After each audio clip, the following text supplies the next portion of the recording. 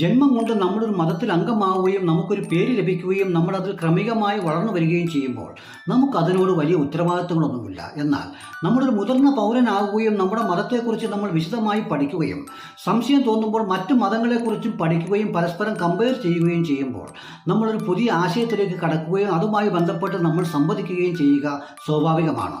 എന്നാൽ ഇത് കേൾക്കുമ്പോൾ നമ്മുടെ ബന്ധുമിത്രാദികളിലും സുഹൃത്തുക്കളിലും സമൂഹത്തിലുമുള്ള കുറച്ച് ആളുകൾ നിങ്ങളങ്ങനെ പറയാൻ പാടില്ല, പ്രവർത്തിക്കാൻ പാടില്ല എന്ന് നമ്മോട് പറയാറുണ്ട്. എന്നാൽ അത് പറയാൻ അവർക്ക് അവകാശമില്ല. കാരണം ഇത് പറയാനും പ്രവർത്തിക്കാനും നമ്മുടെ ഭരണഘടന നമുക്ക് യഥേഷ്ടം അവകാശം നൽകുന്നുണ്ട്. എന്നാൽ മറ്റു ചിലരാകട്ടെ എന്തുകൊണ്ടാണ് നിങ്ങളിങ്ങനെ പറയുകയും പ്രവർത്തിക്കുകയും ചെയ്യുന്നു എന്നുള്ള ചോദ്യം നമ്മെ ഊർജ്ജസ്വലനാക്കുകയും ഉന്മേഷം നൽകുകയും ചെയ്യുന്നു. കാരണം എന്തുകൊണ്ട് എന്നുള്ള ചോദ്യം അവിടെ ഉയരുന്നു, അതിനോട് സംവദിക്കാൻ നമ്മൾ സജ്ജരുമാണ്. എന്നാൽ ഈ കൂട്ടരാകട്ടെ മാനുഷിക ബന്ധത്തേക്കാൾ കൂടുതൽ ഇവർക്ക് സമ്പത്തിനോടും മതത്തിനോടുമാണ് ആഭിമുഖ്യം എന്നുള്ളത് നമ്മൾ പ്രത്യേകം ശ്രദ്ധിക്കേണ്ടതാണ്.